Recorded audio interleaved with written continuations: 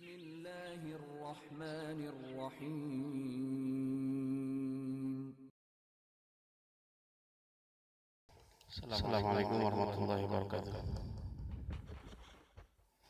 Bapak-bapak, ibu-ibu dan saudara sekalian,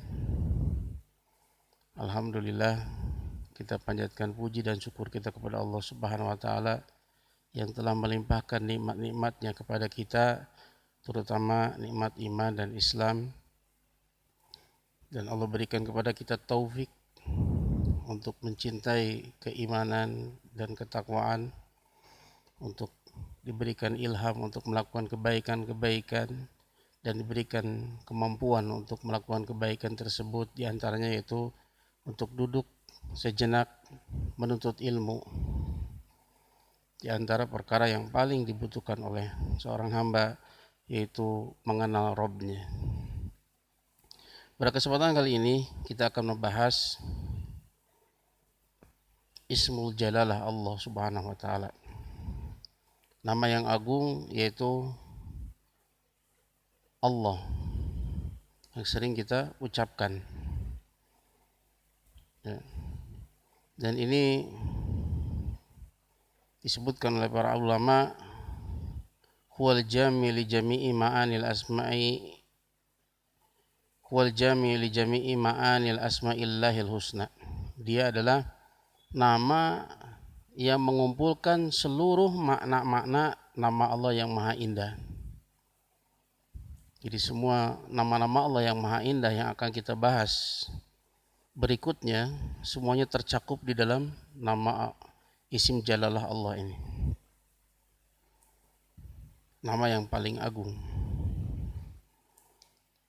yang mengandung seluruh sifat-sifat Allah Subhanahu wa taala. Oleh karenanya Imam Ibnu Qayyim mengatakan, walihada yudhifullahu ta'ala sa'iral asma'il husna ila hadal ismil azim kaqawli ta'ala walillahil asma'ul husna. Oleh karenanya Allah Ta'ala menyandarkan seluruh nama-nama Allah yang maha indah kepada nama yang agung ini, seperti firman Allah Ta'ala, walillahil asma'ul husna, hanya milik Allah nama-nama yang paling indah. Tidak dikatakan hanya milik Ar-Rahman, nama-nama Allah yang paling indah. Hanya milik Ar-Razak, hanya milik Al-Ghafur, tidak. Tapi walillahi, hanya milik Allah. Ini menunjukkan bahwa nama tersebut, ini nama yang seluruh nama-nama Allah yang maha indah diidofatkan kepadanya. Ya, keadaannya seperti nama yang disifati oleh seluruh nama-nama yang lain. Ya. Maka disebutkan Ar-Rahman, Ar-Rahim, Al-Qudus, As-Subuh, Al-Ghafur di antara nama-nama Allah. Dan tidak disebutkan Allah di antara nama-nama Ar-Rahman. Tidak. Tapi semua nama-nama yang lainnya disandarkan kepada Isim Jalalah Allah.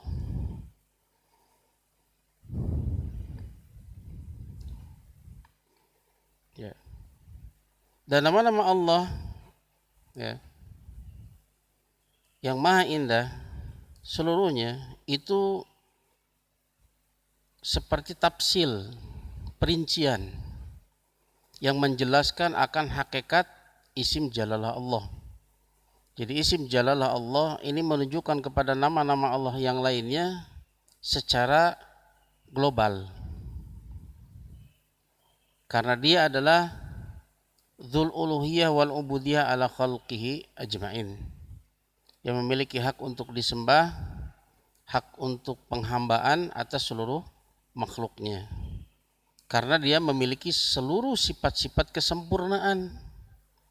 Maka Isim Jalalah Allah ini menerangkan nama-nama Allah yang maha indah yang lainnya secara mujmal, secara global. Dan nama-nama Allah yang lainnya menerangkan akan hakikat makna Isim Jalalah Allah secara tafsil, secara terperinci. Makanya kita baru tahu bagaimana keagungan nama ini setelah kita mempelajari seluruh nama-nama Allah yang maha indah. Baru kita tahu betapa agungnya isim jalalah Allah.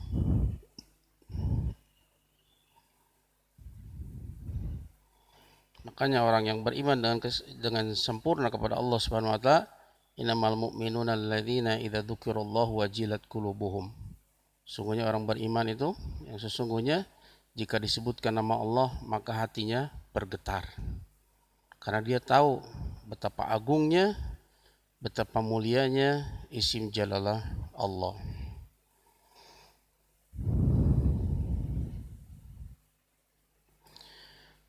Para ulama mengklasifikasikan ada 3 nama yang menjadi pokok dari nama-nama Allah yang maha indah. Yang berporos dari 3 nama ini seluruh nama-nama Allah yang maha indah. Yang pertama adalah isim jalalah Allah. Ya. Yang berputar, ya, berporos padanya sifat-sifat kudro, sifat-sifat esa di dalam berikan mudarat dan berikan manfaat, memberi, menahan, bahwa kehendaknya seluruhnya itu berlaku. Apa yang dia kehendaki pasti terjadi. Yang terjadi bukan apa yang kita kehendaki, tapi apa yang Allah kehendaki. Yang menunjukkan akan kesempurnaan kekuatannya, pengaturan atas seluruh makhluknya. Ya. Ya. Tadbir dan lain sebagainya itu berporos pada nama Allah Ar-Rabb. Nama Allah isim jalalah Allah ini berporos padanya hak beribadahan. Makanya ini 2 hal yang sangat terkait. Rabb itu menunjukkan kepada sifat rububiyah, memberi, menciptakan, memelihara dan lain sebagainya. Dan ini mengkonsekuensikan uluhiyah, yaitu nama Allah.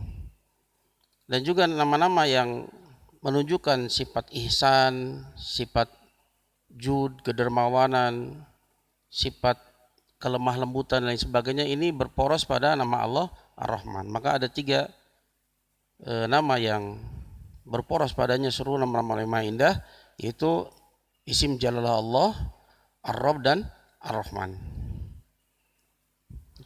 Akan tetapi Ar-Rabb dan Ar-Rahman ini sendiri, ini pun berporos pada nama Allah, isim jalalah Allah. Karena tidaklah dia berhak untuk disembah kecuali dia memiliki seluruh sifat-sifat rububiyah. Karena dia memiliki seluruh sifat-sifat rahmaniyah. Makanya dia yang satu-satunya untuk disembah. Maka sifat uluhiyah ini sifat yang mengumpulkan seluruh sifat-sifat kesempurnaan.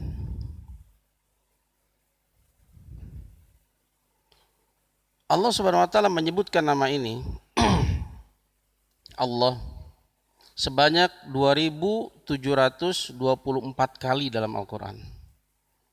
Dan ini tidak terjadi pada nama yang lain. Ini nama yang paling banyak disebutkan dalam Al-Qur'an. Sebanyak 2724 kali. Ya. Dan ini diantara keistimewaan dari nama ya isim jalalah Allah. Para ulama beda pendapat apakah Allah ini mustaq atau jamid. Ya. Mustaq artinya dia diambil dari kata yang lain. Biasa dalam bahasa Arab itu dari masdar. Diambil dari kata yang lain yang memiliki makna. Adapun jamid itu tidak diambil dari kata yang lain, tidak memiliki akar kata yang lain. Ya. Adapun yang benar dalam masalah ini bahwa isim jalalah Allah itu diambil dari kata ilah. Dan ilah pun termasuk nama Allah. Ilah, al-ilah.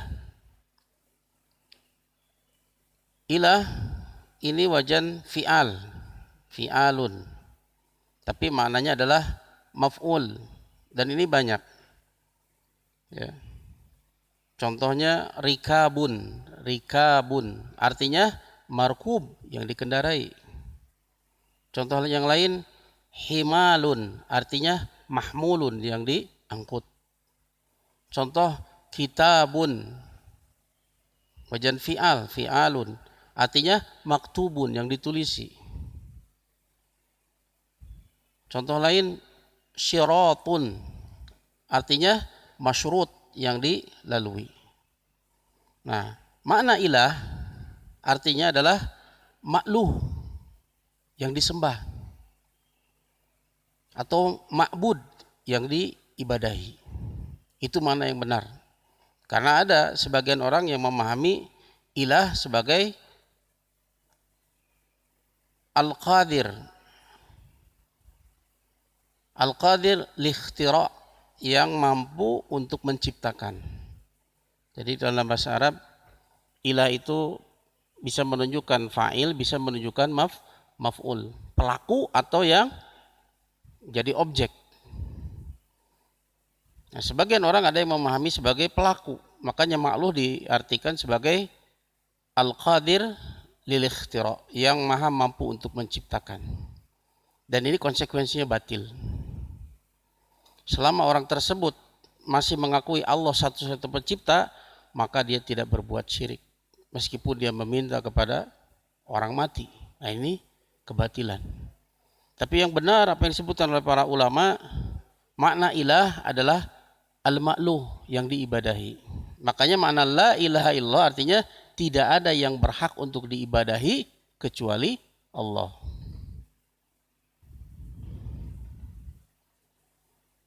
Ya. Jadi Allah itu dari ilah.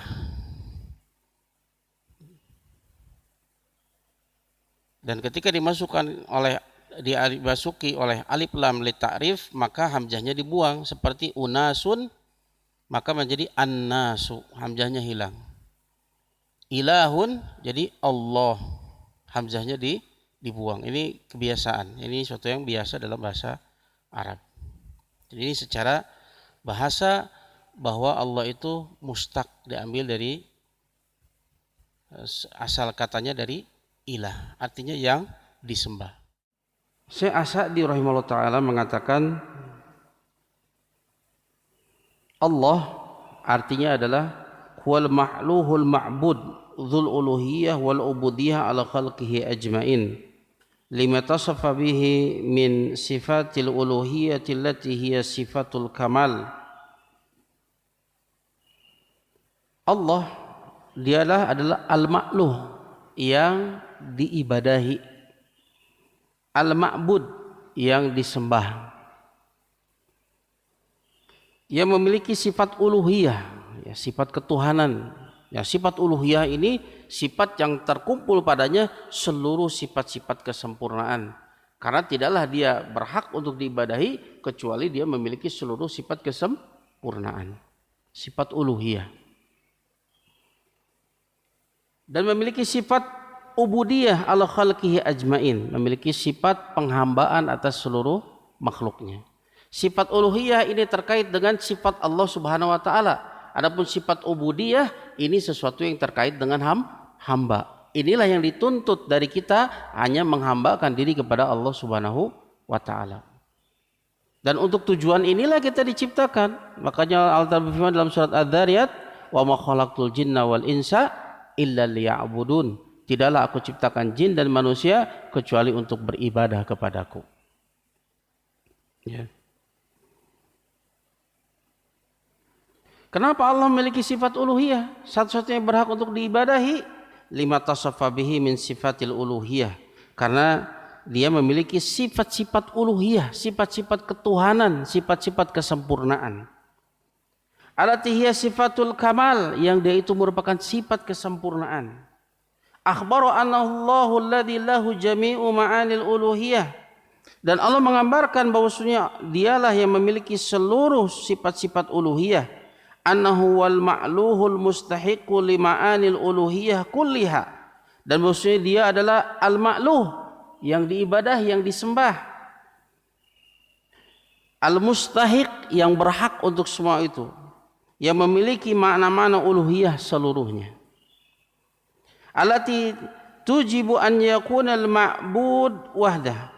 al-mahmud wahdah, al-mashkur wahdah, al-mu'azzamul muqaddasu dzul jalali wal ikram. Yang ini mengkonsekuensikan bahwasanya dialah yang diibadahi satu-satunya, dialah yang dipuji satu-satunya, dialah yang disyukuri satu-satunya, dan dia yang diagungkan, yang disucikan, yang memiliki keagungan, kemuliaan. Wal ismullahi huwal jami' li jami'il asma'il husna wa sifatil ula wallahu a'lam. Dan nama Allah, ya isim jalalah Allah ini, dia adalah yang mengumpulkan seluruh nama-nama Allah yang maha indah dan mengumpulkan seluruh sifat-sifat yang maha tinggi. Wallahu a'lam. Sampai situ ucapan Syekh As-Sa'di. Jadi isim jalalah Allah itu adalah maknanya dzul uluhiyah wal ubudiyah ala khalqihi ajmain. Satu-satunya yang berhak untuk disembah, satu-satunya yang berhak untuk penghambaan atas seluruh makhluknya. Dan ini sebetulnya beliau menukil dari ucapannya Ibnu Abbas radhiyallahu an yang dinukil oleh Al-Imam Ibnu Jarir At-Tabari dalam tafsirnya. Dan ini pun dikatakan juga oleh Al-Imam As-Sa'di rahimahullah ta'ala. Dan inilah makna yang paling penting untuk diketahui oleh seorang hamba. Ketika mendengar Allah, maka tahulah kita, dialah satu-satunya yang berhak untuk disembah. Satu-satunya yang memiliki hak ketuhanan, memiliki sifat ketuhanan, sifat uluhiyah, yang mengumpulkan seluruh sifat-sifat kesempurnaan. Ya, makanya tatkala kita mendengar Allah, ini menunjukkan kepada seluruh nama-nama Allah yang lainnya, menunjukkan kepada sifat-sifat yang terkandung dalam nama-nama Allah yang lainnya secara global. Dan perincian dari nama-nama Allah yang maha indah ini yang menunjukkan akan makna isim jalalah Allah secara terperinci. Jadi kita baru tahu bagaimana agungnya isim jalalah Allah setelah kita mempelajari seluruh nama-nama Allah yang maha indah yang Allah kabarkan dalam Al-Quran dan As-Sunnah. Baru kita tahu bagaimana agungnya. Yang ini menyebabkan hati-hati orang yang beriman dengan keimanan yang benar kepada Allah Subhanahu wa taala ketika mendengar nama Allah disebutkan isim jalalah Allah, bergetar hatinya.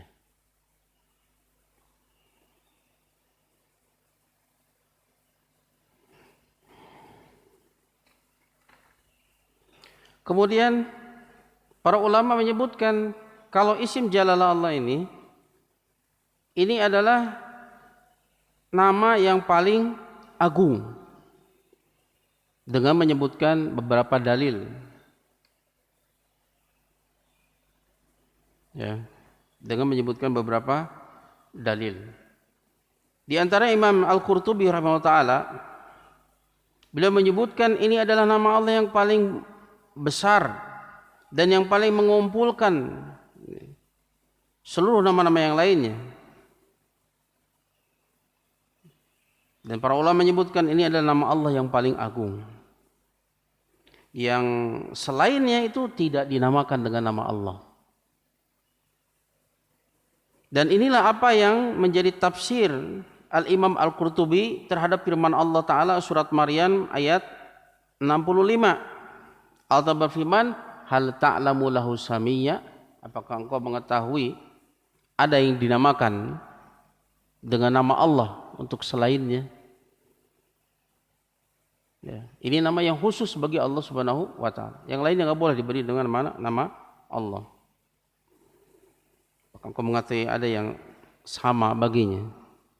Ya, tidak hanya dari sisi ubudiyahnya, tapi juga dari namanya. Tidak ada sesuatu pun yang dinamai dengan nama Allah. Kata beliau, hal ta'lamu man tusamma bismihi alladhi huwa Allah. Apakah engkau mengetahui ada yang dinamai dengan nama Allah?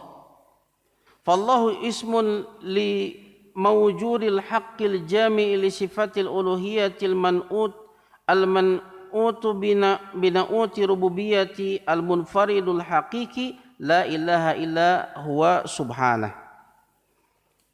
Kata Imam Al-Qurtubi, maka Allah adalah nama untuk suatu yang wujud, yang hak, yang mengumpulkan seluruh sifat-sifat ketuhanan, sifat-sifat kesempurnaan, yang disifati dengan sifat-sifat rububiyah, yang esa, yang hakiki. Tidak ada sesembahan yang berhak disembah kecuali Dia subhanahu.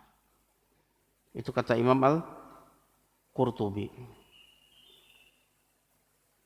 Kemudian di antara perkara-perkara yang merojihkan, yang menguatkan bahwa ini adalah nama Allah yang paling agung. Yang pertama adalah hadis dari Rasulullah SAW, ya Sunan Abi Daud. Tatkala Rasulullah SAW mendengar salah seorang sahabatnya berdoa dengan doa ini. Doanya adalah Allahumma inni as'aluka Ani ushidu annaka antallah la ilaha illa anta al-ahad as-samad alladzi lam yalid wa lam yulad wa lam yakul lahu kufuwan ahad. Diawali dengan Allahumma. Allahumma artinya ya Allah. Dia bertawasul dengan ya Allah. Bertawasul dengan nama Allah. Kemudian ya ditambah dengan yang lainnya. Kemudian Rasulullah SAW bersabda, waladi nafsi biyadihi laqad sa'alallaha bismihil a'zam alladzi idza du'iya bihi ajaba wa idza su'ila bihi a'dha. Sungguh dia telah demi zat yang jiwaku berada di tangannya, jiwa Muhammad berada di tangannya, sungguh orang ini telah meminta kepada Allah dengan namanya yang paling agung, yang jika dia diseru dengan nama tersebut niscaya dia akan mengijabah. Nama yang apabila dia diminta dengan nama tersebut niscaya dia akan memberi. Ya. Kalau kita bertawasul, ya kebanyakan doa-doa para nabi itu dengan Allah, Allahumma. Bertawasul dengan isim jalalah Allah. Karena ini nama yang paling agung. Nama yang apabila Allah diseru dengan nama tersebut niscaya dia akan mengijabah. Nama yang apabila diminta dengan nama tersebut niscaya dia akan memberi. Kemudian dalil yang kedua yang menunjukkan ini nama yang paling agung. Karena nama ini datang dalam Al-Quran itu lebih banyak dari nama yang lain. Itu sebanyak 2724 kali. Nama yang paling banyak disebutkan oleh Allah Subhanahu wa taala. Kemudian dalil yang ketiga, anna baqiyata asma'ihi tabaraka wa ta'ala tajri ma'a hadzal ismi majra sifati ma'al asma'. Sesungguhnya nama-nama Allah yang lainnya ini berlaku bersama nama ini seperti berlakunya sifat bersama dengan nama. Ya, maka kita katakan min sifatillah al-alim, al-hakim, al-karim. Di antara sifat-sifat Allah al-alim, al-hakim, al-karim. Dan tidak dikatakan di antara sifat-sifat al-alim adalah Allah, tidak. Tapi nama yang lain itu disebutkan min sifatillah. Dan ini memang nama, tapi bisa disebut dengan sifat.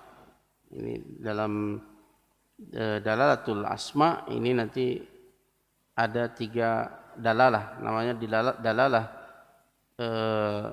mutabaqah, wa dalalah tadammun, dan dalalah iltizam. Ini kalau kita belajar kaidah tentang asma sifat, kita akan dapati dalalah seperti itu. Ya. Kemudian dalil yang keempat yang menunjukkan bahwa nama ini nama yang paling agung. Ismullahi mustaljimun li jami'i ma'anil asma'il husna dalun alaihi bil ijmal wa qulu asma'ihi wa sifatihi tafsilun wa tabyinun li sifatil uluhiyah allati ishtaqa minha ismullah. Nama Allah ini mengkonsekuensikan seluruh makna dari nama-nama Allah yang maha indah, yang menunjukkan kepadanya secara global. Nama Allah menunjukkan kepada seluruh nama-nama Allah yang maha indah itu secara global. Dan seluruh nama-namanya dan sifat-sifatnya merupakan tafsil, perincian, wa tabyin, penjelasan terhadap sifat uluhiyah yang terkandung di dalam nama Allah tersebut. Apa sih sifat uluhiyah? Maka seluruh nama-nama Allah yang maha indah menjelaskan apa itu sifat uluhiyah. Semua kesempurnaan yang terkandung di dalam sifat uluhiyah.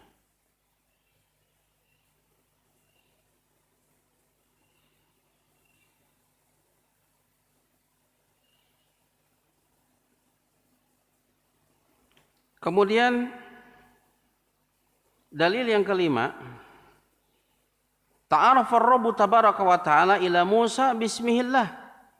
Allah mengenalkan kepada Musa dengan nama Allah, tidak dengan nama yang lain. Ketika Allah berbicara kepada Musa di Bukit Tur, apa yang Allah katakan? Ayya Musa inni anallah rabbul alamin. Wahai Musa, aku adalah Allah Rabb semesta alam. Allah tidak gunakan nama yang lain, tapi gunakan nama Allah. Kayak dalam ayat yang lain, itu dalam surat Al-Qasas ayat 30. Dalam ayat yang lain Allah berfirman, wa anakhtartuka fastami lima yuha. Innani anallah la ilaha illa ana fa'budni. Aku telah memilihmu, maka dengarkanlah apa yang diwahyukan kepadamu. Innani anallah, sesungguhnya aku adalah Allah. Allah kenalkan dirinya kepada Musa dengan nama Allah, tidak dengan nama yang lain.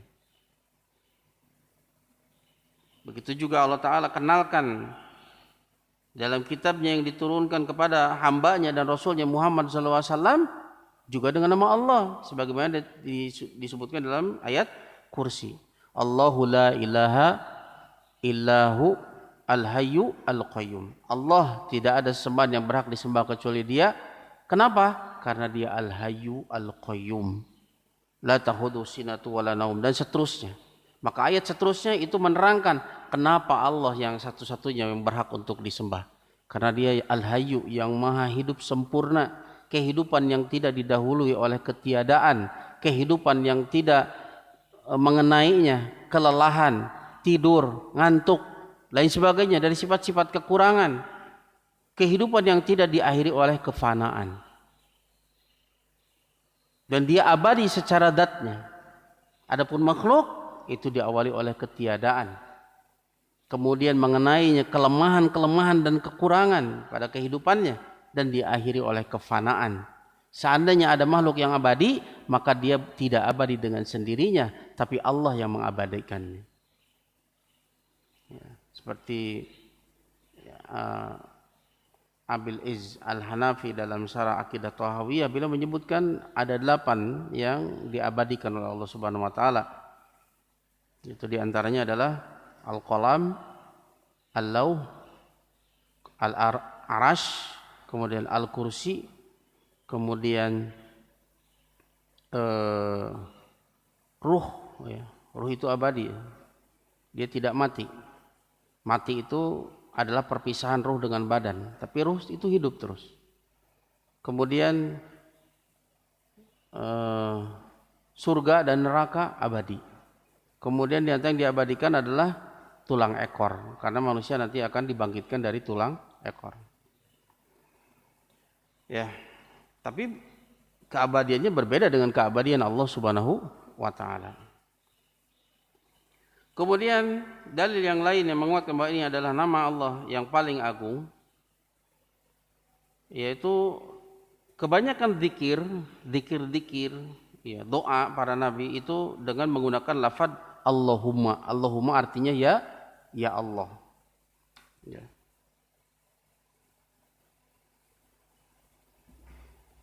Ya. Makanya kita dapati dalam basmalah pakai nama Allah, bismillah. Tasbih subhanallah, takbir Allahu akbar. Apalagi hauqalah, la haula wala quwata illa billah. Istirja, inna lillahi wa inna ilaihi rajiun. Banyak doa-doa itu, zikir-zikir menggunakan isim jalalah Allah. Ya, itulah diantara dalil-dalil yang disebutkan oleh para ulama yang menunjukkan bahwa nama ini adalah nama Allah yang paling agung. Nama yang apabila Allah diseru dengan nama tersebut, idza du'iya bihi ajaba wa idza su'ila bihi a'ta. Nama yang apabila dia diseru dengan nama tersebut, niscaya dia akan mengijabah. Nama yang apabila dia diminta dengan nama tersebut, niscaya dia akan memberi apa yang diminta.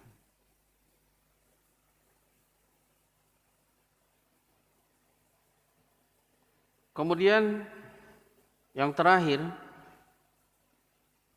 apa sih buah? Apa buah dari keimanan kita terhadap isim Jalalah Allah ini? Pengenalan kita dan keimanan kita terhadap isim Jalalah Allah ini. Apa buahnya terhadap keimanan kita?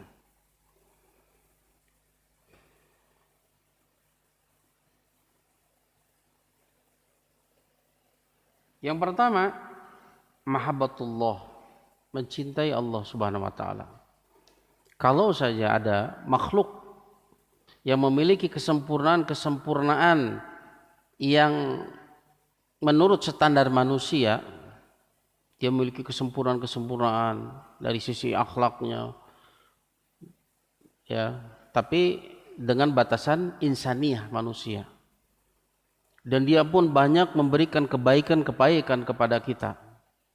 Betapa terhormatnya orang tersebut di dalam hati kita. Dan kita akan mencintainya. Jubilatin nufus ala hubbi man ahsana ilaiha. Karena hati ini memang diciptakan untuk mencintai yang berbuat baik kepadanya. Semakin dia memiliki sifat-sifat kesempurnaan, semakin banyak memberikan kebaikan kepada kita, maka kita akan semakin cinta kepadanya. Padahal namanya manusia itu terbatas. Terbatas kemampuannya, terbatas kesempurnaannya, banyak kekurangannya, terbatas waktunya, tempatnya. Dan bahkan apa yang kesempurnaan yang ada pada dirinya, kebaikan dirinya, itu semua adalah pemberian dari Allah Subhanahu wa taala. Lalu bagaimana Allah Subhanahu wa taala yang memiliki seluruh kesempurnaan, yang akal kita nggak akan sampai pada hakikat kesempurnaan dari seluruh sifat-sifat tersebut, yang kebaikannya itu begitu tercurah di setiap waktu, di setiap saat, dimanapun kita berada, maka tentu kita akan sangat mencintai Allah Subhanahu wa taala. Bahkan tidak ada yang lebih kita cintai melebihi Allah Subhanahu wa taala, melebihi kecintaan kita terhadap anak, istri, seluruh manusia yang ada di bumi. Kecintaan yang paling tingginya kepada Allah Subhanahu wa taala. Maka orang inilah di antara orang yang akan merasakan lezatnya keimanan.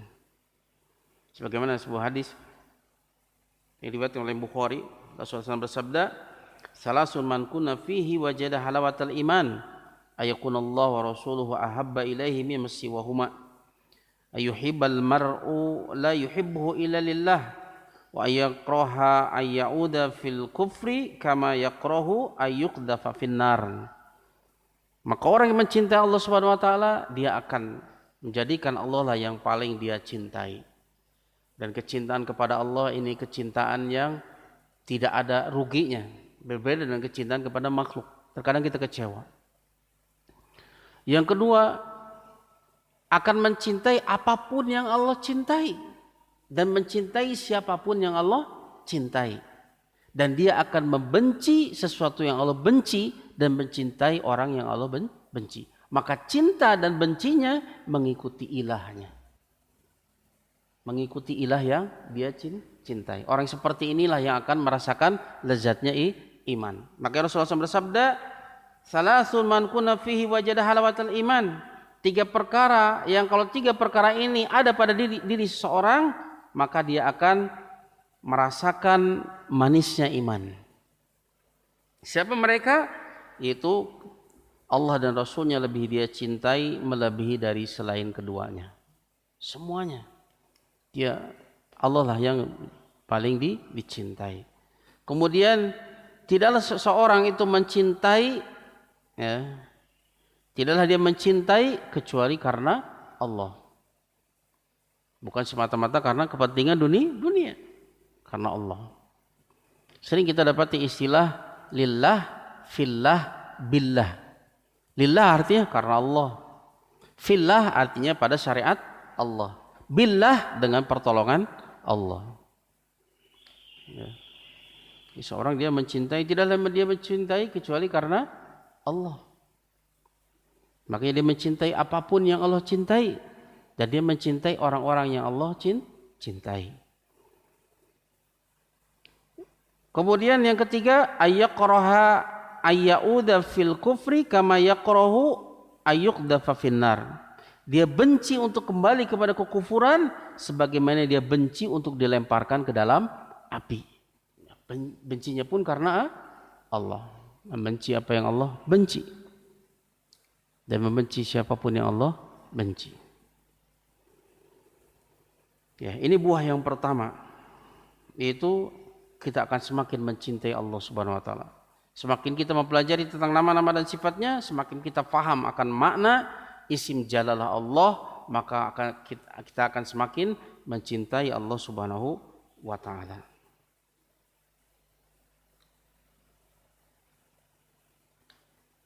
Ya, makanya kita dapati ya, orang yang berdoa kepada Allah Subhanahu wa taala itu hatinya itu rohah. Hatinya itu gembira, tumakninah. Karena dia berdoa kepada Zat yang Maha sempurna. Makanya ketika seorang mengatakan ya Allah atau Allahumma haitsu yaskub fi nafsihi al-amanu war-raja, maka akan masuk ke dalam hatinya dipenuhi oleh rasa aman. Hanya dia satu-satunya yang bisa untuk melindungi.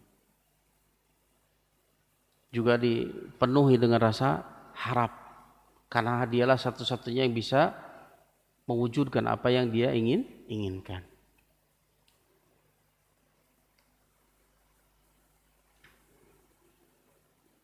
Kemudian buah yang kedua dari mengenal dan mengimani nama Allah, isim jalalah Allah, ta'dzimuhu subhanahu wa ijlaluhu al-ikhlasul ubudiyyati lahu wahdah minat tawakkuli wal khaufi wal raja'i wa raghbati wa rahbati was salati was siyami wa dzabhi wan nadri wa ghairi dzalika min anwa'il ubudiyyat allati la yajuzu sarfuha illa Allah subhanahu.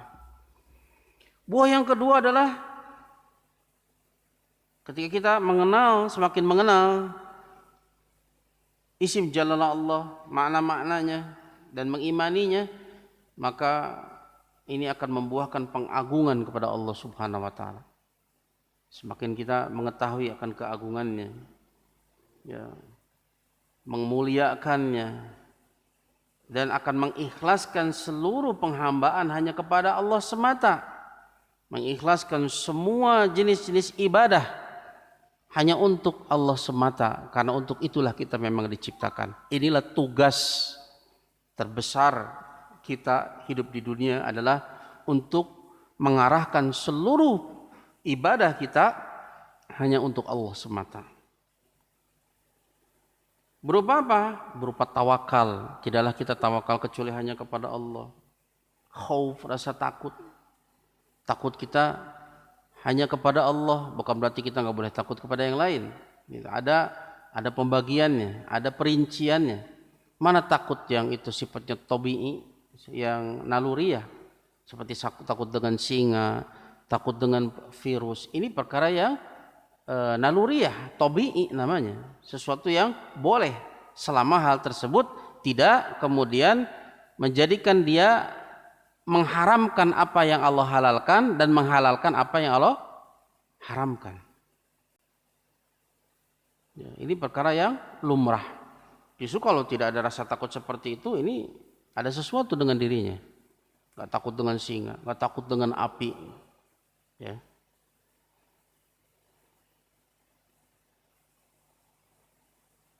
Warroja, berharap hanya kepada Allah. Rogbah dan rohbah itu mirip dengan khauf dan roja. Cuman kalau rogbah itu roja yang disertai dengan amalan, begitu juga rohbah adalah rasa takut yang disertai dengan perbuatan berupa lari dari sesuatu yang ditakutinya itu. Khauf belum tentu lari, tapi kalau rohbah itu sudah lari dari apa yang ditakuti. Salat, siam, menyembelih hanya untuk Allah, bernadar hanya untuk Allah, dan lain sebagainya dari jenis-jenis ibadah yang tidak boleh dipalingkan kecuali hanya untuk Allah semata. Ya. Karena kita mengetahui bahwa dia satu-satunya pemberi rezeki, satu-satunya yang menciptakan, satu-satunya yang memberikan kesehatan, satu-satunya yang memberikan hidayah dan lain sebagainya, maka hanya dia saja yang berhak untuk diibadahi. Hanya kepadanya lah semua ibadah kita tujukan, hanya untuk Allah semata. Kemudian yang ketiga, asy'ur bil ijjah bihi subhanah. Merasa bangga kalau kita punya Rabb Allah. Bangga, ini yang boleh kita banggakan. Gak boleh kita bangga dengan harta kita, dengan ilmu kita, dengan jabatan kita. Ini sesuatu yang akan hilang sebentar, tidak sempurna, tidak layak kita untuk bangga dengan semua itu. Tapi kalau kita memiliki Rabb Allah Subhanahu wa taala, inilah yang layak untuk kita berbangga dengannya. Ya. Wa ta'alluqu bihi wahdah, dan bergantung hanya kepadanya semata. La mani'a lima a'ta wa la mu'tiya lima mana'a. Enggak ada yang bisa menahan apa yang Allah beri. Dan tidak ada yang bisa memberi apa yang Allah tahan. Makanya bergantung kita hanya kepada Allah semata. Seandainya Allah memberikan kepada kita kebaikan, seluruh makhluk enggak ada seorang pun, enggak ada semuanya itu tidak bisa menahan apa yang Allah akan beri. Begitu juga ketika Allah tahan, semuanya ingin berikan manfaat, gak mampu untuk berikan manfaat sedikit pun. Maka tawakal kita hanya kepada Allah semata.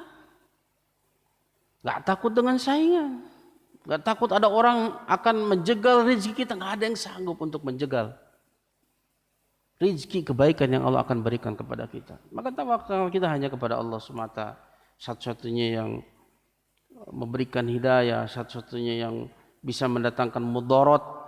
Semuanya ingin memberikan mudarat, itu tidak bisa mendatangkan mudarat kecuali dengan izin Allah Subhanahu wa taala. Satu-satunya yang memberikan manfaat, kita menganggap ini sesuatu yang bermanfaat, tapi itu tidak bisa memberikan manfaat sedikit pun kecuali dengan izin Allah Subhanahu wa taala. Maka tawakal kita hanya kepada Allah Subhanahu wa taala. Ta'alluq kita, bergantung kita hanya kepada Allah taala. Wasukutul khaufi wal haibah minal khalq. Ya, enggak ada rasa takut kepada makhluk maupun haibah. Haibah itu rasa takut yang disebabkan oleh kecintaan. Artinya memang ada rasa takut yang disebabkan oleh kecintaan, sebagaimana takutnya para sahabat kepada Rasulullah SAW. Takut yang didasari oleh kecintaan. Kalau dalam bahasa kita mungkin ini ya, segan ya, karena kewibawaan Rasulullah SAW. Tapi itu tidak berlebihan. Itu tidak berlebihan. Takut kita, haibah kita adalah kepada Allah Subhanahu wa taala. Ya. Makanya di antara sebab terjadinya kesyirikan di antaranya adalah al-ghulu fi sholihin, berlebihan kepada orang soleh sehingga mengangkat dia kepada derajat Tuhan. Ini enggak boleh. Ya, dengan mengenal nama Allah, isim jalalah Allah, nah, ini akan hilang haibah yang berlebihan seperti itu.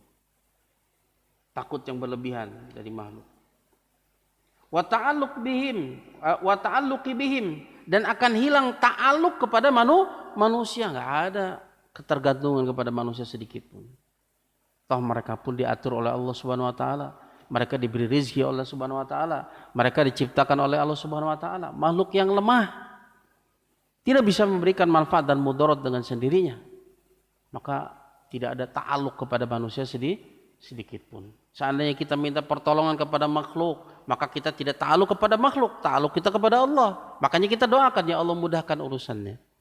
Kalau kita minta perlindungan kepada makhluk yang dia memang masih hidup, mampu untuk melakukannya, misalkan kepada polisi, tapi kita tidak pernah ta'alluq, tidak pernah tawakal kepada polisi tersebut.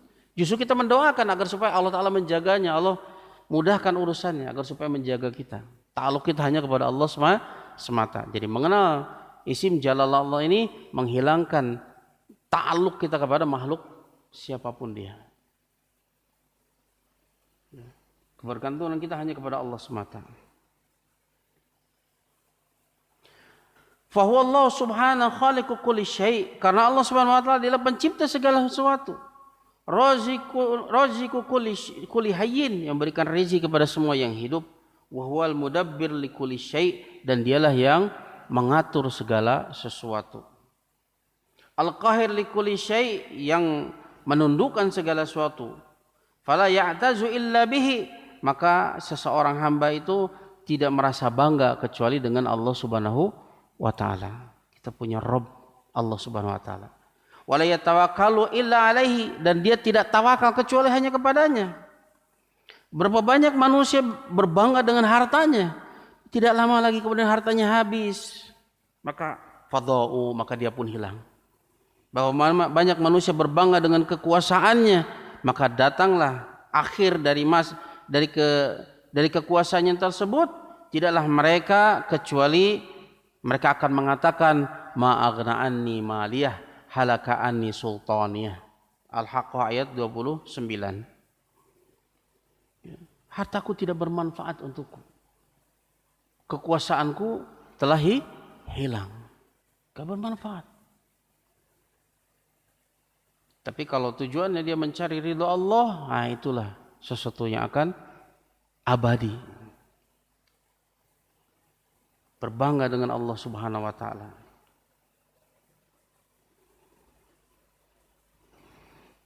Kemudian di antara pengaruh yang paling besar dari mengenal isim Jalalah Allah ini dan mengimaninya, pengaruh terbesar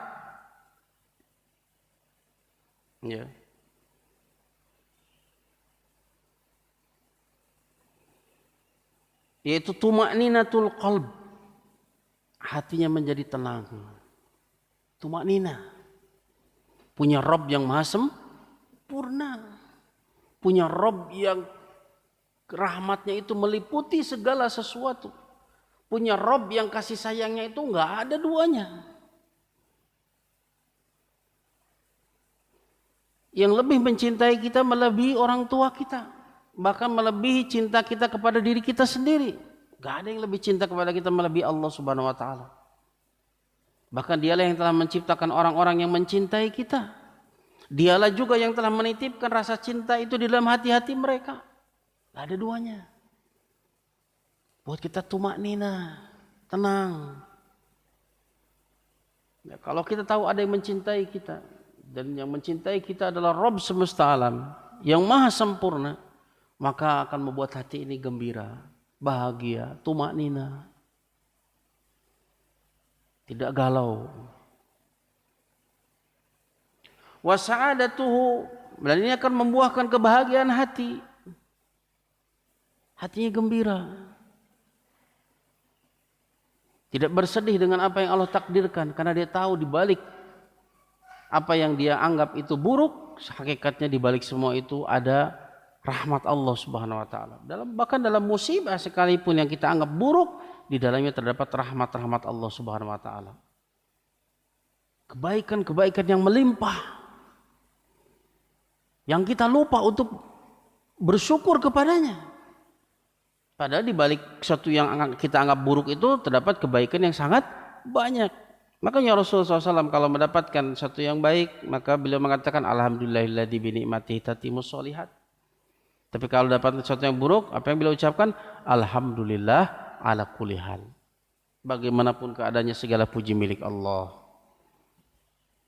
Nah, beliau tahu hikmah-hikmah di balik semua itu.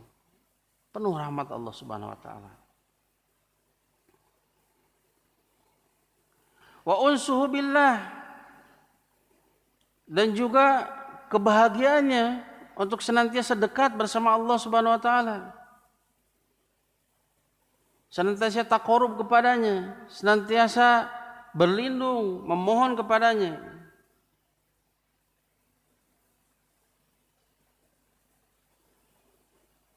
Maka Syekh Islam Ibnu Taimiyah mengatakan fa inal ladzah wal farhah wa tayyibul waqti wan naim alladzi la yumkin at-ta'biru anhu innama huwa fi ma'rifatillah. Sesungguhnya kelezatan, kebahagiaan dan waktu yang baik dan kenikmatan yang tidak mungkin untuk bisa diungkapkan dengan kata-kata, itu hanyalah dalam pengenalan kepada Allah Subhanahu wa taala. Nikmat yang paling nikmat ketika seorang mengenal Allah Subhanahu wa taala. Hatinya penuh dengan kebahagiaan. Ya. Tatkala mendengar isim jalalah Allah, mendengar Ar-Rahman, Ar-Rahim, Al-Latif, lain sebagainya, hatinya dipenuhi oleh rasa cinta, penuh harap kepada Allah Subhanahu wa taala. Ketika mendengar nama Allah Asy-Syafi, maka dia penuh harap akan kesembuhan dari Allah Subhanahu wa taala. Tatkala mendengar nama Allah Al-Jabbar, Al-Qahhar, Al-Alim, ini menjadikan dia takut dari berbuat maksiat kepada Allah Subhanahu wa taala. Ya, maka ini kelezatan, kebahagiaan hati. Ya, kenikmatan yang sesungguhnya yang tidak mungkin untuk bisa diungkapkan dengan kata-kata, yaitu dengan mengenal Allah Subhanahu wa taala. Wa tauhidu wal imanu bihi, dan mentauhidkan Allah Subhanahu wa taala, ini kenikmatan yang ada duanya. Kemerdekaannya hakiki. Tidak ada sedikit pun penghambaan kepada makhluk, tidak ada sedikit pun ketergantungan kepada makhluk. Tapi dia menghambakan kepada Rabb-nya makhluk, tawakalnya hanya kepada Rabb-nya makhluk. Orang yang merdeka yang sesungguhnya. Orang yang tidak mentauhidkan Allah, hakikatnya dia adalah orang yang terjajah. Ima terjajah oleh syaitan, terjajah oleh dirinya sendiri, atau terjajah oleh makhluk-makhluk yang lain. Tapi orang yang mentauhidkan Allah, inilah kenikmatan yang tidak ada duanya. Manusia yang paling merdeka. Dia hanya menghambakan diri kepada Rabb-nya makhluk. Karena hakikatnya tauhid itu membebaskan manusia dari penghambaan kepada makhluk. Menuju kepada penghambaan kepada Rabb-nya makhluk.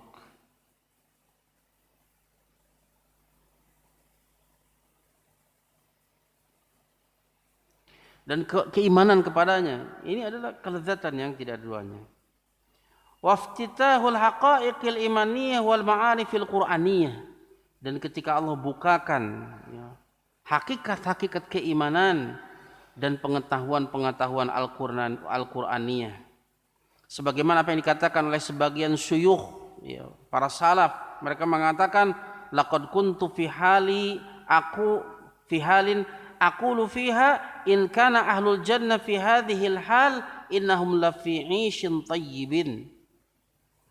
Kata mereka, sungguh aku berada dalam satu keadaan yang aku katakan tentang keadaan tersebut, jika penghuni surga berada dalam keadaan seperti ini, sesungguhnya mereka dalam keadaan kehidupan yang baik.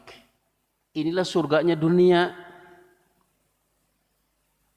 Sampai-sampai mereka mengatakan, kalau penghuni surga itu merasakan apa yang aku rasakan, maka sungguh mereka berada dalam kehidupan yang baik. Padahal kita tahu surga itu adalah negeri kenikmatan. Tapi mereka sampai berani mengatakan seperti itu. Seandainya mereka berada dalam keadaan seperti apa yang aku rasakan, maka mereka dalam kehidupan yang baik. Inilah surganya dunia.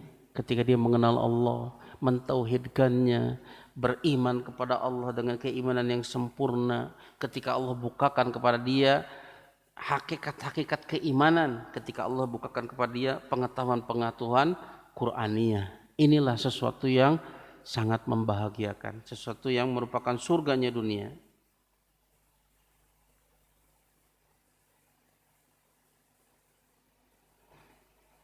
Ya.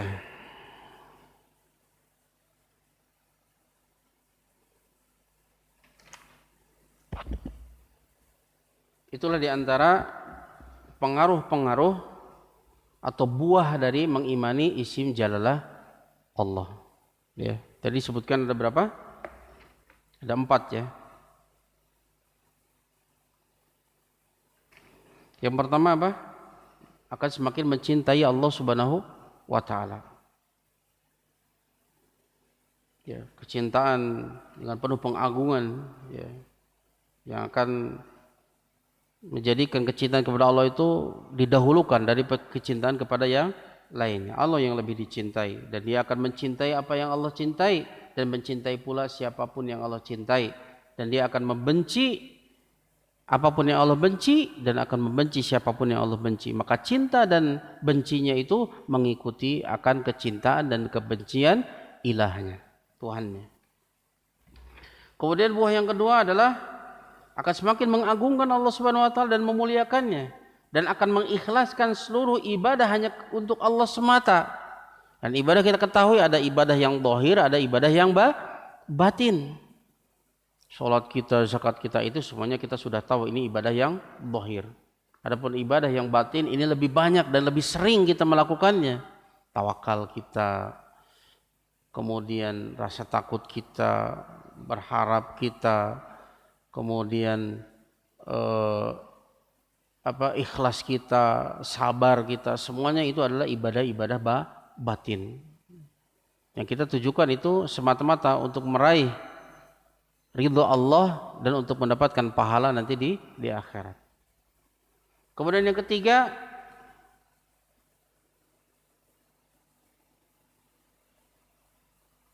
adalah merasa berbangga dengan Allah Subhanahu wa taala, memiliki Rabb Allah Subhanahu wa taala dan bergantung hanya kepadanya, dan hilang dari dirinya rasa takut dan haibah, ya, sungkan yang berlebihan kepada makhluk, dan akan hilang pada dirinya ta'alluq kepada makhluk, ketergantungan kepada makhluk. Kemudian yang keempat yaitu hati akan menjadi tumakninah, akan mendapatkan ketumakninah di dalam hatinya, kebahagiaan di dalam hatinya, merasa betah, gembira untuk senantiasa taqarrub kepada Allah Subhanahu wa taala. Ya. Yang dia akan merasakan surganya dunia, karena kelezatan, kebahagiaan, waktu yang baik, kenikmatan yang tidak mungkin diungkapkan dengan kata-kata, itu hanyalah dalam mengenal Allah Ta'ala, mentauhidkannya, beriman kepadanya, kemudian dibukakannya kepadanya hakikat-hakikat imaniyah dan ma'arif Qur'aniyah. Ya, mungkin itu yang bisa saya sampaikan pada kesempatan kali ini, sebagai bentuk upaya kita untuk lebih mengenal isim jalalah Allah. Sering kita mendengar, sering kita mengucapkan, tapi mudah-mudahan setelah ini tatkala kita mendengar, tatkala kita mengucapkannya, kita bisa menghadirkan makna-makna yang agung tersebut di dalam hati kita. Yang kita baru tahu makna dari isim jalal Allah itu setelah mempelajari seluruh nama-nama Allah yang Allah turunkan dalam Al-Quran maupun As-Sunnah. Dan itu tentunya masih banyak nama Allah yang lainnya yang Allah sembunyikan di ilmu gaibnya. Sehingga cukuplah apa yang Allah terangkan kepada kita, ini membuat kita betul-betul mengagungkan Allah Subhanahu wa taala. Mungkin itu yang bisa sampaikan. Sebelum ditutup barangkali ada pertanyaan, silakan. Ya, Pak. Assalamualaikum warahmatullahi wabarakatuh. Assalamualaikum warahmatullahi wabarakatuh. Jika seseorang beribadah kepada Allah Subhanahu wa taala, Ustaz, kemudian pemahaman dia tentang asma wa sifat ya, itu minim gitu ya. Kualitas ibadahnya seperti apa, Ustaz? Ya, itulah yang menentukan kualitas ibadah dia. Semakin dia mengenal Allah Subhanahu wa taala, maka kualitasnya akan semakin tinggi, keimanannya akan semakin tinggi. Tidak ada pembahasan yang lebih menguatkan keimanan melebihi pembahasan tentang asma wa sifat. Jadi kualitasnya bergantung sejauh mana pengenalan dia kepada Allah Subhanahu wa taala. Sebagai contoh, ibadah tawakal. Bagaimana dia akan tawakal yang sempurna kepada Allah Subhanahu wa taala kalau dia tidak mengetahui bagaimana kedermawanan Allah Subhanahu wa taala. Mungkin dia kalau berbuat dosa, dia akan suudzon kepada Allah, kayaknya Allah tidak akan mendengar doa saya. Makanya lebih banyak dia minta doa kepada orang lain. Nah, itu adalah bentuk kurangnya tawakal dia kepada Allah Subhanahu wa taala. Padahal kalau dia mengenal Allah Al-Ghafur yang Maha Pengampun, sebanyak apapun dosa kita Allah pasti akan mengampuninya. Ar-Rahman, tahu bagaimana luasnya rahmat Allah Subhanahu wa taala. Rabbana wasi'ta kulla syai'in rahmatan wa ilma, wahai Rabb kami, ilmu dan rahmatmu meliputi segala sesuatu. Allah gandengkan antara ilmu dengan rahmat, menunjukkan semua sesuatu yang Allah ketahui dan tidak ada sesuatu pun yang luput dari ilmu Allah Subhanahu wa taala, itu pasti diliputi oleh rahmat Allah Subhanahu wa taala. Mengetahui jenis-jenis rahmatnya yang begitu luas, kemudian mengetahui bagaimana kemurahan Allah Subhanahu wa taala, semakin dia mengenal bagaimana kekayaan Allah Subhanahu wa taala, sampai disebutkan dalam sebuah hadis, ya ibadi law ana awalakum wa akhirakum insakum wa jinnakum qamu fi sa'idin wahidin fasa'aluni fa'ataitu kulla wahidin mas'alatahu mana qasadalika illa kama yankusul mihyat idza udkhilal bahr. Wahai hamba-hambaku dari manusia, dari yang pertama sampai yang terakhir, dari golongan jin dan manusia, seandainya kalian berdiri di satu tempat, semuanya meminta kepadaku, aku akan berikan setiap orang permintaannya. Sehebat apapun kita meminta, semuanya akan diberi oleh Allah Subhanahu wa taala. Maka semua itu tidak mengurangi apa yang ada di sisiku. Ma yankusu mimma indi, tidak mengurangi apa yang ada di sisiku, illa kama yankusul mihlat idza udhilal bahr, kecuali seperti berkurangnya jarum yang dicelupkan ke dalam samudra. Semakin dia mengenal semua sifat-sifat tadi, maka tawakalnya akan semakin sempurna. Satu lagi Ustaz ya. Boleh ya satu lagi Ustaz ya. Ya. Kemampuan kita kan manusia untuk mengenal Allah Subhanahu wa taala gitu ya. Walaupun asma-asmanya sudah ada, sifat-sifatnya ada dijelaskan dalam Al-Qur'an, itu sangat terbatas karena kemampuan manusia memang terbatas. Sementara Allah itu unlimited ya, tidak terbatas begitu. Nah, ini sejauh mana sih seorang bisa mengenal Allah Subhanahu wa taala yang dengan kesempurnaannya? Apakah semua aspek Allah Subhanahu wa taala akan bisa dikenali oleh manusia? Allah Ta'ala berfirman, wala yuhituna bi syai'in min ilmihi illa bima syaa. Mereka tidak bisa memuhit, meliputi, menguasai, wala yuhituna bi syai'in, dengan sesuatu pun, min ilmihi, dari ilmu tentangnya, atau min ilmihi itu maksudnya dari apa yang Allah ilmui, itu lebih luas lagi. Seandainya min ilmihi itu ilmu tentangnya, maka ini dalil yang paling jelas menunjukkan kita tidak bisa mengilmui Allah Subhanahu wa taala kecuali sebatas apa yang Allah kehendaki. Nama saja, nama Allah tidak terhingga. Tidak dibatasi dengan bilangan 99 sebagaimana yang sudah kita bahas. Karena ada nama-nama yang Allah simpan di ilmu gaib yang ada di sisinya, itu nggak ada yang tahu. Ada nama-nama yang baru diajarkan ketika Rasulullah SAW meminta syafaat, memuji-muji Allah Subhanahu wa taala di bawah arsy, yang itu baru diberitahu kepada Rasulullah SAW ketika itu. Jadi kita tidak dituntut untuk mengetahui Allah secara keseluruhan, tapi kita dituntut hanya ittaqullah mastata'tum, bertakwalah kepada Allah sekemampuan kalian, dan masing-masing sudah diberi rizki, dan hidayah adalah rizki yang paling mahal, yang paling agung, dan semuanya sudah memiliki bagiannya. Tugas kita adalah bagaimana kita mengusahakan rizki tersebut, hidayah tersebut, dan Allah Maha mengetahui, dan Allah Maha adil, Al-Hakim, Maha menempatkan segala sesuatu pada tempatnya. Setiap orang pasti mendapatkan apa yang menjadi keberhakannya, dan Allah lebih tahu itu. Kenapa kita sulit untuk memahami masalah takdir? Di antaranya adalah kita mengkiaskan Allah dengan makhluk yang lemah, yang tidak mengetahui, yang ilmunya terbatas. Allah itu Maha mengetahui segalanya. Allah Maha adil, Maha mampu menempatkan segala sesuatu pada tempatnya. Pasti pembagian Allah itu adil. Ya. Karena apa yang Allah lakukan, kita tidak mengetahui seluruh hikmahnya, karena akal kita terbatas. Kita hanya bisa mengetahui hikmah, tujuan dari apa yang Allah takdirkan itu sebagian saja dari semua hikmah, dari semua tujuan dari apa yang Allah lakukan. Masing-masing sudah memiliki bagiannya. Ada yang diberikan banyak dari hidayah, dari ilmu, ada yang diberikan sedikit, ada yang diberikan pertengahan. Itu Allah yang lebih tahu keberhakannya. Tugas kita adalah berusaha, dan Allah lebih tahu sejauh mana usaha kita. Makanya keberhakan kita pun Allah tahu seberapa berhakkah dia untuk hal yang yang agung ini.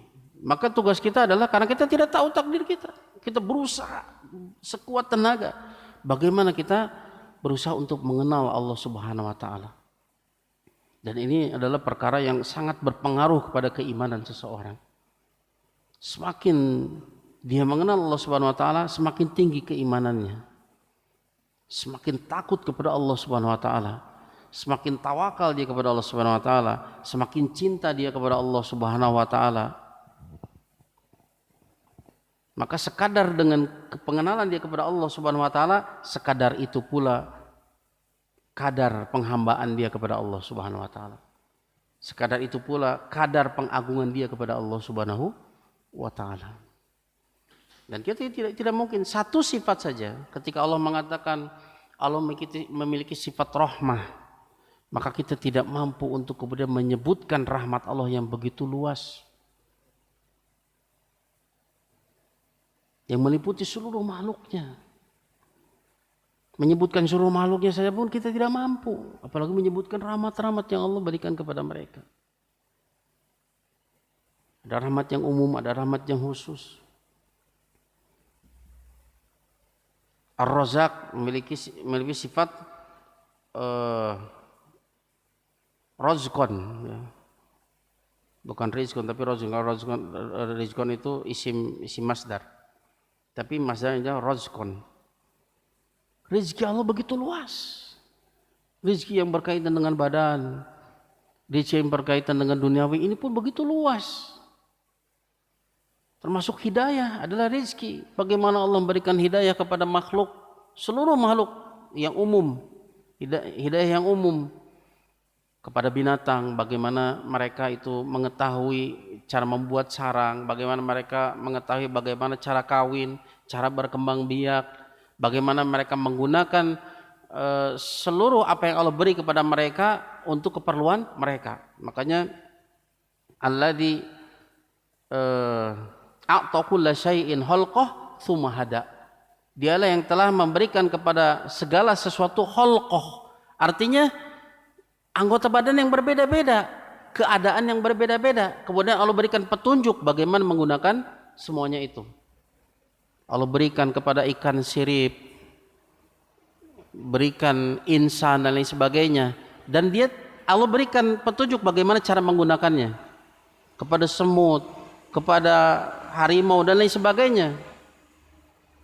Semakin kita melihat beraneka ragamnya makhluk Allah Subhanahu wa taala, beraneka ragamnya hidayah yang Allah berikan kepada seluruh makhluk untuk bisa bertahan hidup menggunakan anggota tubuhnya. Ada yang diberikan sayap, ada yang diberikan sirip, ada yang diberikan semacam radar, ya, sehingga dia bisa terbang di tengah malam yang gelap tanpa membentur, tanpa menabrak benda-benda, di antaranya seperti kelelawar.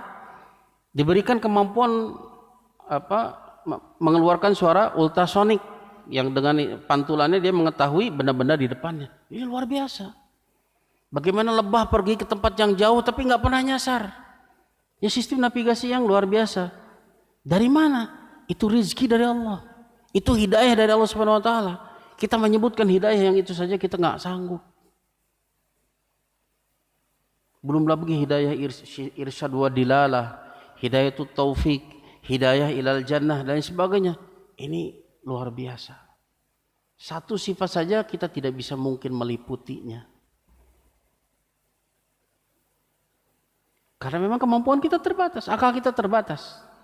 Tapi hanya dengan apa yang Allah sampaikan saja itu sudah cukup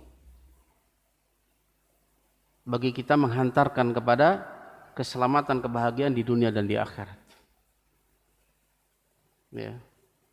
Makanya ketika Allah Ta'ala Rasulullah bersabda, innalillahi tis'atan wa tis'ina isman man ahsaha mi'ah ilal wahidah man ahsaha dakhalal jannah. Allah memiliki 99 nama, 100 kurang 1, barang siapa yang mengihsoknya, artinya menghafalnya, memahami maknanya dan mengamalkan konsekuensi dari nama-nama tersebut, berdoa dengan nama tersebut dalam doa ibadah dan doa masalah, maka dia akan masuk surga. Cukup 99. Nggak usah seluruhnya. Padahal nama Allah itu sangat banyak. Itu menunjukkan kelemahan kita. Gitu Pak.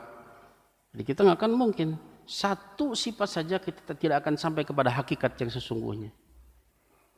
Maka sehebat apapun kita mengungkap akan kesempurnaan Allah, ketahuilah Allah jauh lebih sempurna dari apa yang bisa kita bayangkan. Allah lebih agung dari apa yang bisa kita pikirkan.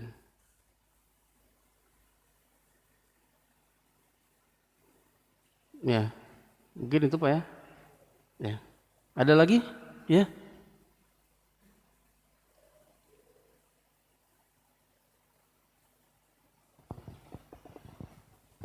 Assalamualaikum warahmatullahi wabarakatuh. Waalaikumsalam warahmatullahi wabarakatuh. Sedikit Ustadz bahwa saya kurang paham tentang penyebutan kata-kata setelah kata-kata Allah. Kurang jelas Pak, maaf. Jadi menyebutkan kata-kata setelah kata-kata Allah Ustadz. Mana yang lebih baik kita bilang Allah Subhanahu wa taala atau Allah Azza wa Jalla atau Allah Jalla wa Ala? Kira-kira lebih baik yang mana Ustaz dalam kata-kata penyebutan kata-kata setelah kata-kata Allah dalam praktek setiap hari? Itu sama saja.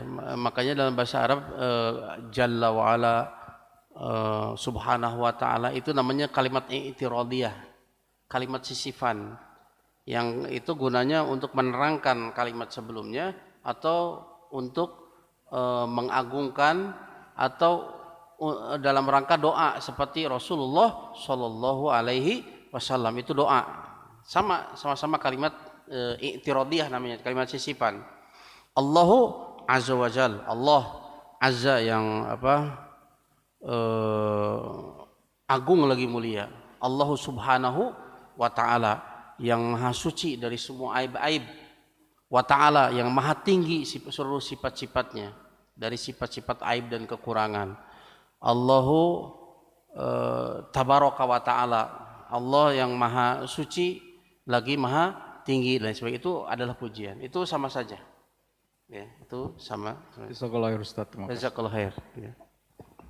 Allah Azza wa Jalla, Allah Subhanahu wa Ta'ala, Allah apa lagi tadi?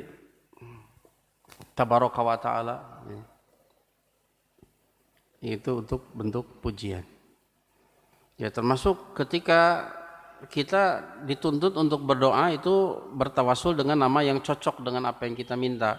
Ya Rozak urzuqni, wahai yang maha memberi rezeki, beri rezeki kepadaku. Ya Ghafur ighfirli, wahai yang maha pengampun, ampunilah aku. Ya Rahman irhamni, wahai yang maha pengasih, yang maha penyayang, sayangilah aku atau berilah rahmat kepadaku. Nah, kalau kita tidak mengetahui asyafi isfi'ni, wahai yang maha menyembuhkan, ya maka sembuhkanlah aku. Kalau kita tidak mengetahui harus pakai nama apa ini, maka gunakan isim jalalah Allah, ya Allah atau Allahumma. Nah, ini cocok untuk seluruh permintaan kita. Ya. Bahkan ini nama yang paling agung. Idza du'a bihi ajaba wa idza su'ila bihi a'ta. Nama yang apabila dia diseru dengan nama tersebut maka dia akan mengijabah. Nama yang apabila dia diminta dengan nama tersebut niscaya dia akan memberi. Makanya banyak doa para nabi, dzikir-dzikir yang ada dengan nama Allah. Ya. Kalaupun doa dengan Allahumma. Ya. Ya. Itu Pak ya. Ya. Ada lagi?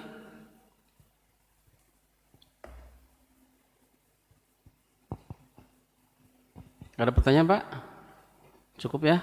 Nah, terima kasih atas segala perhatiannya, mohon maaf atas segala kekurangannya. Semoga apa yang sedikit ini dicatat sebagai amal soleh di sisi Allah Subhanahu wa Ta'ala, dan semoga kita diberikan rezeki yang terbaik sebelum kita keluar dari dunia ini. Kita merasakan apa yang paling baik yang ada di muka bumi ini, yaitu mengenal Allah Subhanahu wa Ta'ala, mentauhidkannya, mencintainya, merasa betah, senang untuk senantiasa taqarrub kepadanya, dan diberikan kerinduan untuk bertemu dengan Allah Subhanahu wa Ta'ala. Naktafi bihadzal qadar, astaghfirukum subhanaka Allahumma wa bihamdika asyhadu an la ilaha illa anta astaghfiruka wa atubu ilaik. Assalamualaikum warahmatullahi wabarakatuh.